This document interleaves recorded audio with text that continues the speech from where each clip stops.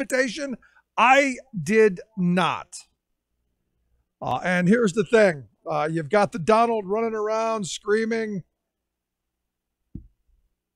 It's always a lot of fun when you win.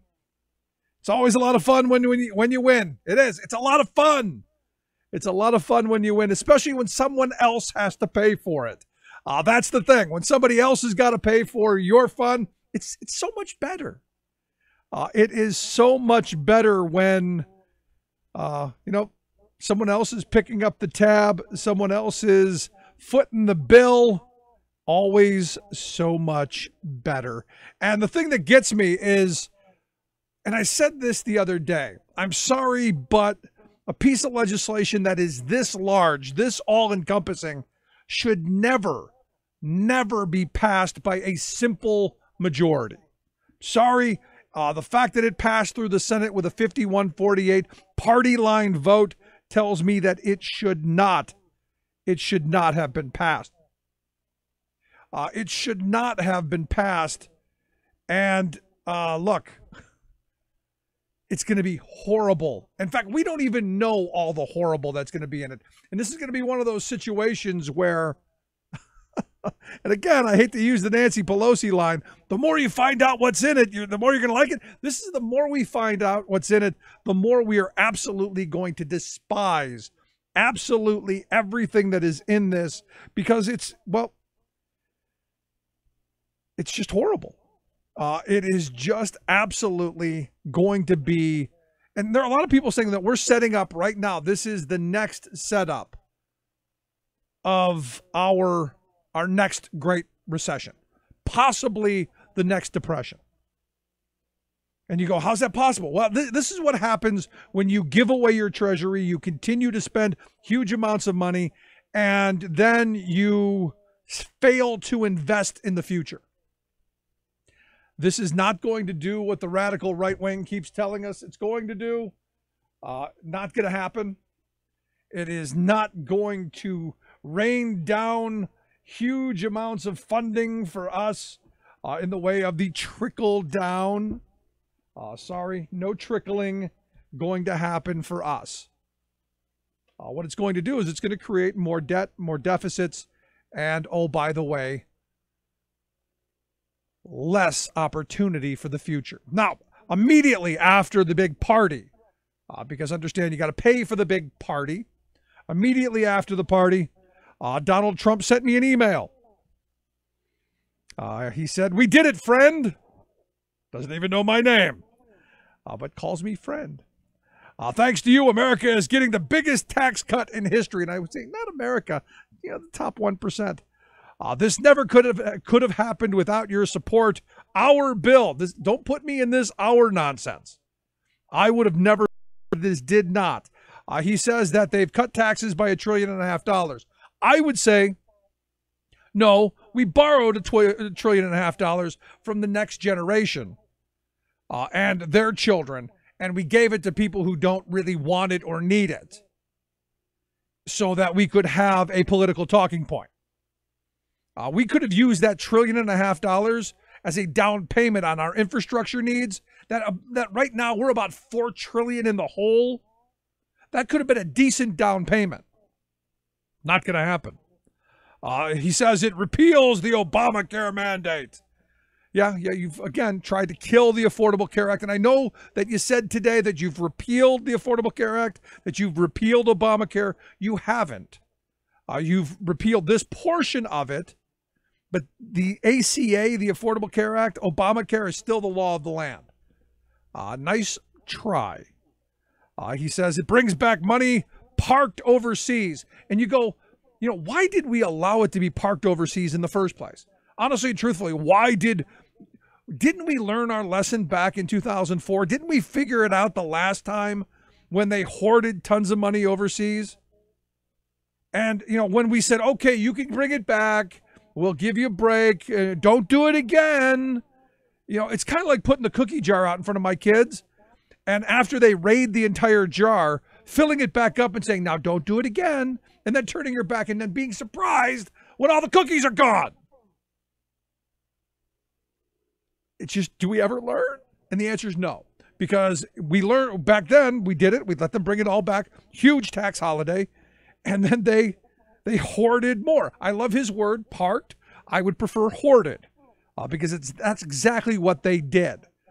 He goes on to say that they've increased the child tax credit for working families. Yeah, but here's the problem. You still haven't helped them pay for health insurance because you haven't reauthorized the children's health insurance program. And you know that $1.5 trillion you just gave away? That could have funded the CHIP program for the next 915 years.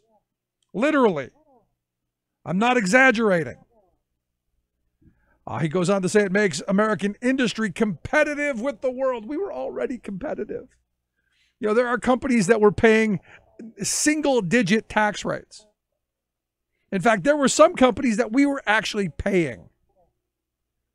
So to say that we had the highest taxes in the world is just ludicrous and disingenuous. And there's part of me that goes, maybe he's not smart enough to know that. Maybe, who knows? I mean, maybe his tax accountants have done such a great job of shielding him from reality that maybe he doesn't even know it. Then he finishes it off with another check saying it overhauls our complicated loophole-infested tax code. That's one I had never heard before. Now, I know at the beginning that was a goal. We were going to simplify. We were going to do like they did back in '86 when the sainted Ronald Reagan brought us the tax reform bill of '86 that, I have to remind you, taxed unemployment benefits for the first time in history. Huge slap in the face. That did do away with some loopholes for a very short period of time. And then the lobbyists came back in and lobbied their way to get them back. Now, you could argue at the beginning of this 50-day tax, I don't even want to call it a discussion, this ram through, there may have been some loopholes taken out, but the lobbyists who wrote this bill clearly put them back in. Now, here's where the funny part comes. The funny part is he's touting his horn about what we did with our bill and how it was great and, you know, gave all this tax relief. He says, now I want to close out our historic inaugural year strong because this is not my presidency, it's yours. It belongs to the people who truly power our nation. Please make a grassroots contribution to show our movement is only getting started. America is coming roaring back, bigger, stronger, and greater than ever before. And I would argue broker, because you just gave away $1.5 trillion of people who basically are filling your coffers, and now you're asking me to give you more money? And I look at this and I know I should not be surprised. I know I shouldn't be shaking my head, but wow. I mean, wow. And that's all I can come up with. And the other part of this is such an unpopular piece of legislation. In fact, you know, we talked about the Quinnipiac poll that found that just 29% of people polled approved of this tax scheme. 53% disapproved. I mean, almost a 2-to-1 margin. Almost a 2-to-1 margin. You go, when do you see that here in this country? And to me, it speaks volumes to the fact that people get that this is a major, major ripoff. This is an enormous handout to the 1%. This is an enormous giveaway. This is our future being handed away. NBC News, Wall Street Journal poll, 24% of Americans say that Trump's backed tax plan is a good idea. 41% believe it's a bad idea. You can go down the list of all these polls, and all of them are about the same. It's a bad idea. And I come back to that moment where at the beginning I said, look, if you remember the Affordable Care Act, took 60 votes. You needed a super majority, a filibuster-proof majority to pass that piece of legislation. And yet, with a simple one-vote majority, you've put a stake in its heart. With a simple one-vote majority, you have defunded a portion of our treasury. That, to me, is just flat out wrong. And I know we have these cute little budget tricks and reconciliation and all of this stuff. I'm sorry. Bad idea. And I know. Well, you know, the Democrats did it. I know it. I said back then it was a bad idea. At some point, what has to happen is we've got to go back to, like John McCain said, regular rules of order. Because what's going to happen, and this is what I said this yesterday, that I hope whoever the next president is does what Donald Trump did. Because everything that Obama did during his 8 years, Trump is trying to undo. Not because, it's good policy, bad policy, not because he even knows what he's doing, just because Obama did it. He wants to undo it. Just because Obama has his name on it. No, everything's got to be mine. Everything's got to be Trump's.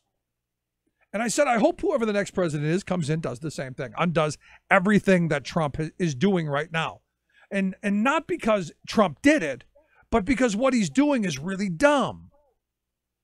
It's setting us up. And, I also said this morning, I go, Herbert Hoover's got to be, happy, smiling in his grave. They'll no longer be Hoovervilles. It's going to be Trump Town, because the next depression, the next recession is being set up. This is bad policy from top to bottom. And you go, but Rick, I did the math, and so did I.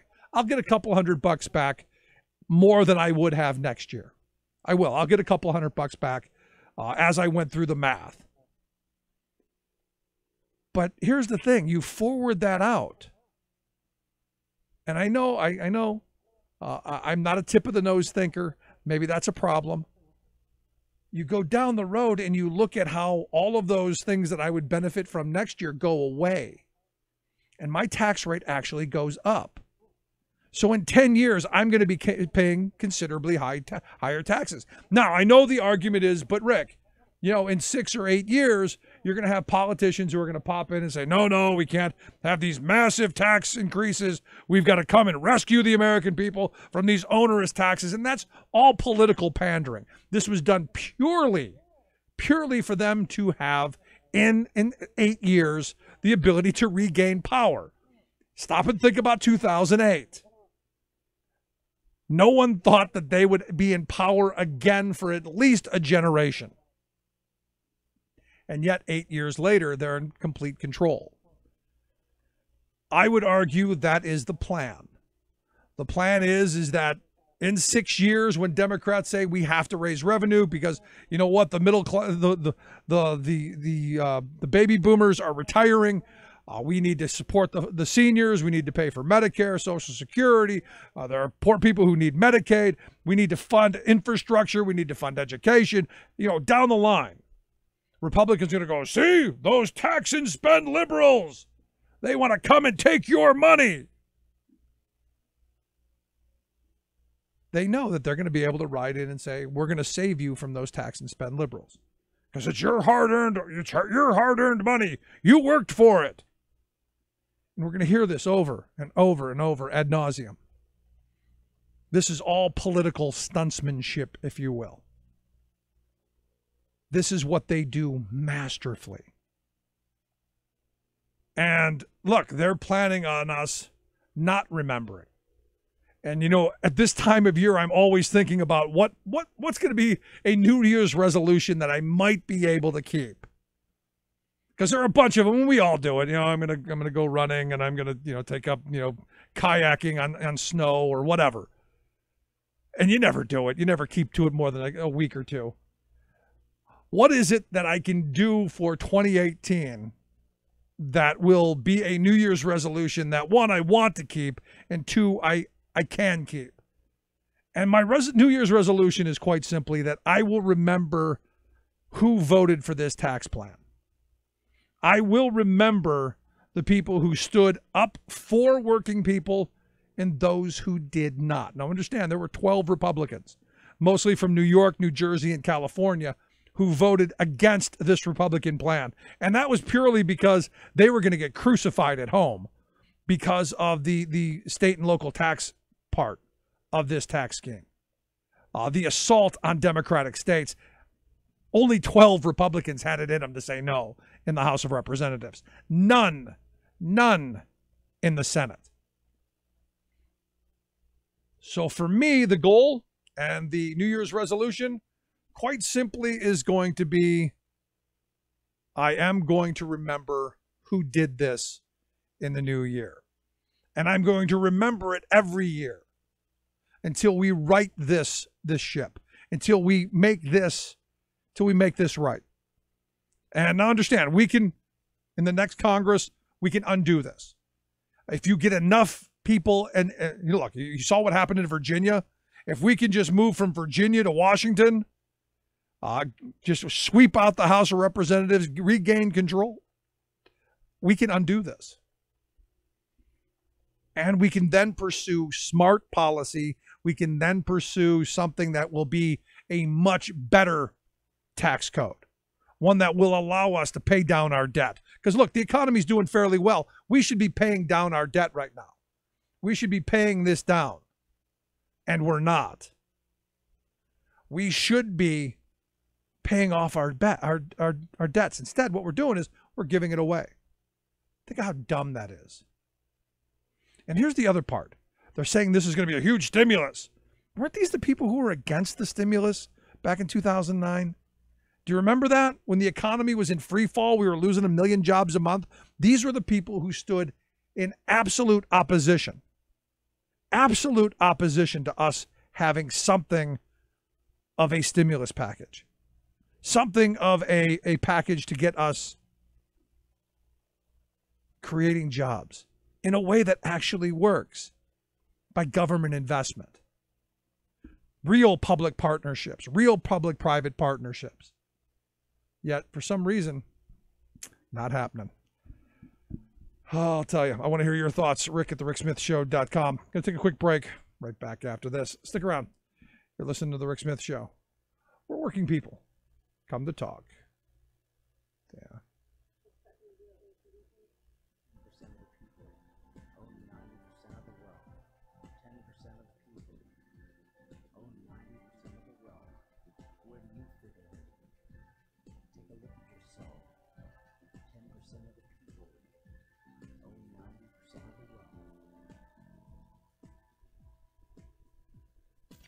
Smart policy and sound investment matters. The Rick Smith Show.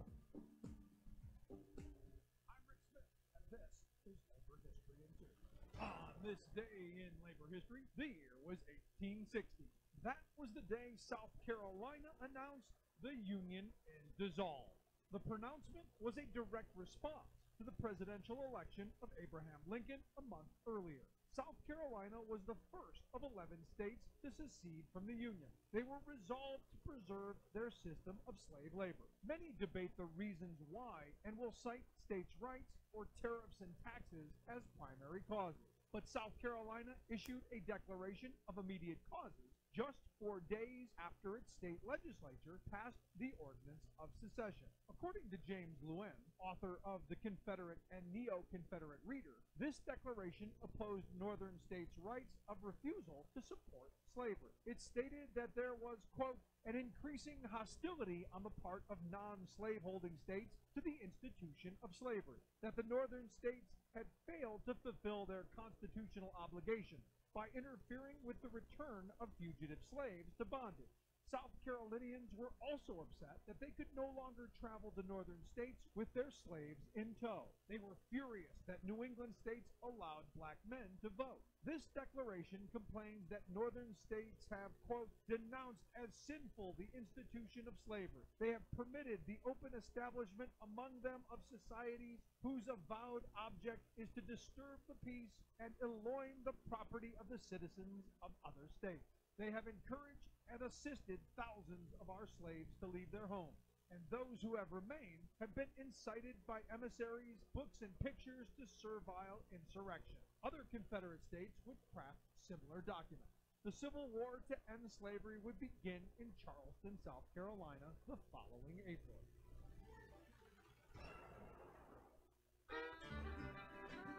The man who sends the investor class diving through their tax shelters. Rick Smith. At every trough you stop to feed. With your arrogance, your ignorance and greed. Now here come the cuts and redundancy. Through the absolute indifference, the avarice, incompetence, your arrogance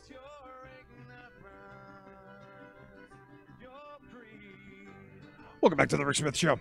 Check out the website, thericksmithshow.com. So, look,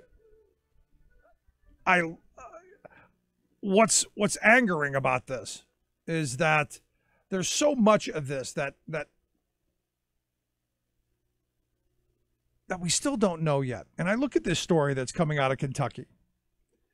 There's this small college, Berea College in Frankfort, Kentucky, that serves the needs of poor students in Appalachia. This